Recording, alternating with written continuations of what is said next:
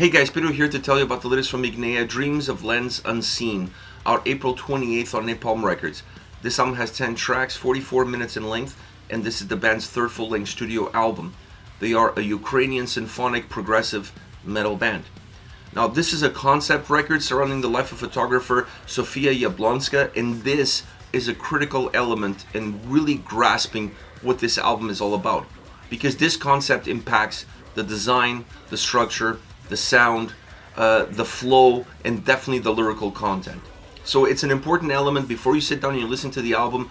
Understanding exactly what you're getting yourself into will allow you to better appreciate what the record offers. Having said that, the design of this album feels a little bit broken up. It's 10 individual stories, all of them are part of the same life, but they're not necessarily fluid as far as taking movement of one song and transporting the listener into the next. It's almost like you're getting 10 different chapters and you almost have to reset with each and every single one of them. I wish the overall design was a little bit more inclusive in terms of giving life to the overall experience of listening to the record, because the songs individually, they have great quality to them. It's just that they don't necessarily work well with one another in terms of the flow of the album. As far as the sound is concerned, this is a very eclectic record, but it's also sometimes repetitive. I know the two don't seem to really go hand in hand, because if you have a very eclectic record, how can it be repetitive? Well, because it's eclectic in terms of the overall influences that the album has. I mean, you have Asian atmospheric influences in the sound. You have Middle Eastern atmospheric influences in the sound. You have symphonic elements, you have progressive elements, you have electronic elements, you have modern metal elements, you have metalcore elements.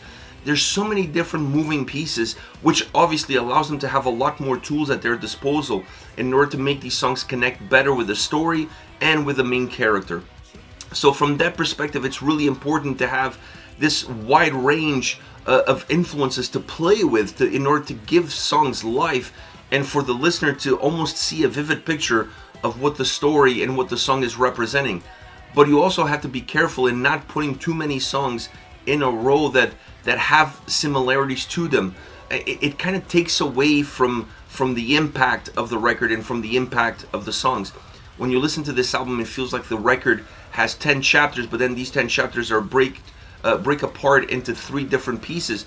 The first portion of the album has a lot more Middle Eastern influences. The middle of the record feels a lot more cleaner, a lot more direct, and then there's more of an Asian influence as far as the atmosphere is concerned in the last portion of the album. Once again, it ties into the concept, it ties into the story, but you still need to find ways of making things feel eclectic, diverse, somewhere connected in terms of the flow of the album, but not necessarily giving you songs that almost feel like a repetition of one another back to back. Now, the production behind the album is outstanding for a record that has these many influences, for a record that has these many driving forces that pulls so many different layers and so many different textures to their sound. Having quality production becomes fundamental in order for everything to be very clear, very crisp, and very well defined. This is a very well defined album from a soundscape point of view. It's so clear. The bass, the electronic side, the symphonic side, the guitars, drums, everything is crisp, clear, concise, to the point, and that's what gives incredible quality to the individual songs, because this is an album really made up of 10 great songs that have life, that have energy, that represent someone's life. Now, when you look at the drum sound, I honestly felt like it was one of the most subdued elements of the record, but at the same time it was so subtle and the warmth that it added to the experience. The drums on this record are not in your face, they're not abrasive, they're not heavy, they're just enough to really create this great paper that allows the songs to be written on. So I honestly appreciated the subtlety of the sound, the subtlety of the experience coming from the drums. The guitars are heavy, thick, or very melodic, and I almost felt like this album, while having some progressive elements in it, it didn't have enough, and I honestly feel like that could have really been something that they could have used to even push a little bit further the eclectic nature of these songs and the influences behind them. And it felt quite short from that point of view. and it's also something that would allow the songs to feel a little bit more elaborate at times, to not feel oversimplified in its processes. It would take away a little bit of the repetitiveness that some of the songs have, and definitely add value to the overall guitar sound and execution, but also value to the overall soundscape that this album has. Vocally, it's a very strong album. I prefer the clean vocals over the harsh vocals. This is an album that I felt, if you're measuring, it probably is about 75% of clean vocals, 25% harsh vocals. So I'm not complaining about this aspect, because there was not enough of the harsh vocals to take away from how beautiful the clean vocals were, but the clean vocals are phenomenal. I honestly feel like this is a band that perhaps needs to move a little bit more towards the clean vocals, use the harsh vocals sporadic, thinking of a band that doesn't fall under the same umbrella genre-wise, but Ad Infinitum is a band that's pushed more towards clean vocals, leaving some of the harsh vocals of the debut album beside. And this is another band that I honestly feel like that is where they could be at their strongest, because the clean vocals sometimes feel haunting. They're beautiful. They just really deliver something unique and something different. There's something very unique and very different about them. And speaking of vocals and very unique and very different, Thomas of Wolfheart does vocals on one of the tracks on this album. The name of the track is Opiumist, and it's a really interesting song because it's very dynamic. It has a break in between, and then he comes in with his natural approach with his harsh vocals. So it's really nice to see him feature on one of the songs.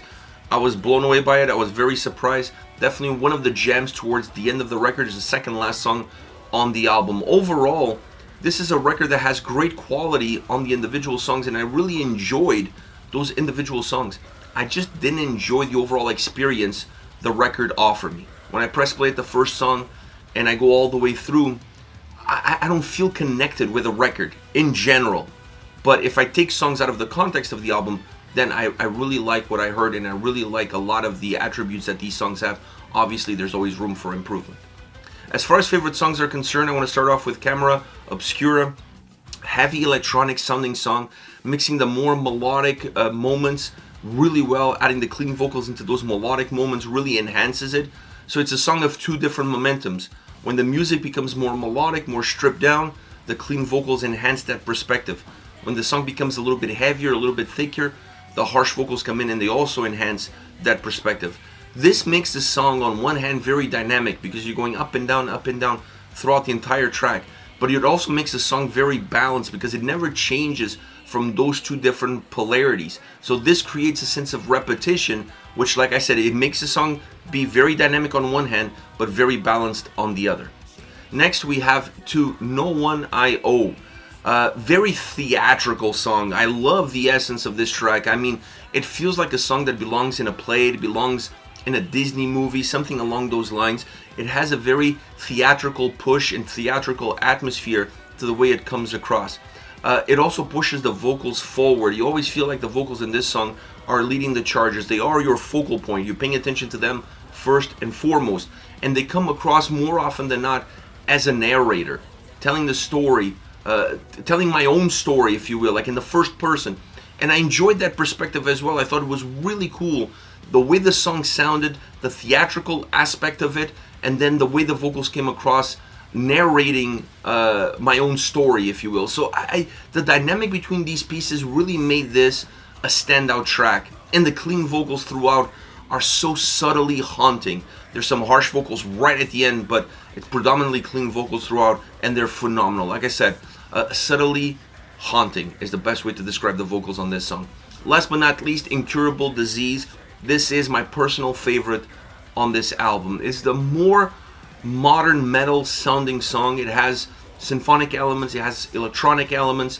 It really sounds like something modern, something that's really predominant now across many bands.